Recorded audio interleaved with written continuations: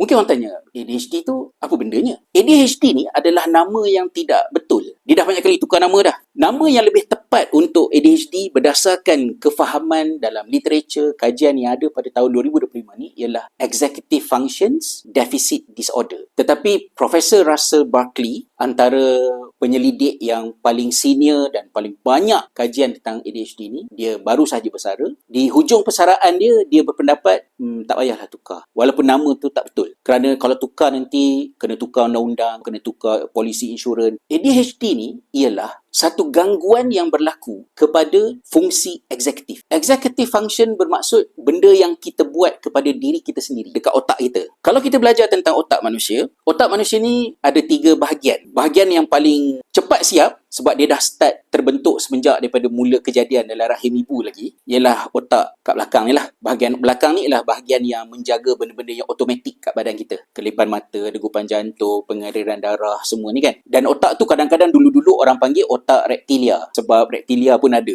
Otak kedua ialah otak tengah, yang kadang-kadang disebut sebagai otak mamalia. Kerana mamalia je yang ada, masuk manusia lah. Dan otak tengah ni adalah tempat di mana perasaan kita berlaku. Kita marah, kita sedih, kita gembira. Mamalia sahaja yang ada perasaan. Sebab tu saya tak faham kalau orang tu dia punya haiwan kesayangan dia ialah katak contohnya. Katak tidak akan senyum macam, oh tuan aku balik.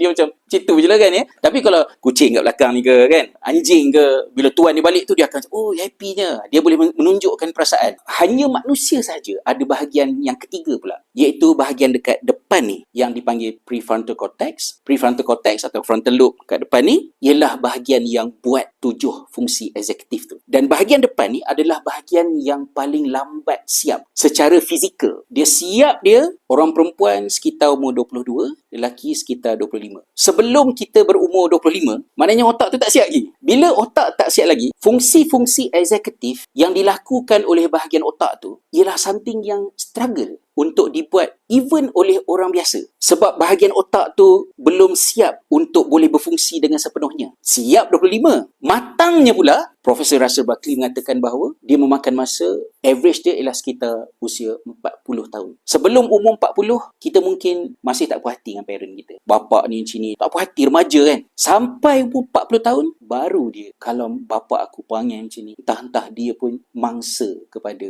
masalah yang berlaku masa dia kecil dulu. Baru datang rasa kesian kat mak ayah sendiri. Setelah puas 40 tahun menyalahkan mak ayah, umur 40 tu baru, ya Allah, kurniakanlah rahmat, keampunan kepada mak bapak. Kita doa spesifik macam yang Quran sebut tu dalam surah Al-Ahqaf kalau tak silap saya. Dan mungkinkah itu Nabi SAW pun menjadi rasul dipilih pada usia sekitar umur itu. Kematangan, kebijaksanaan.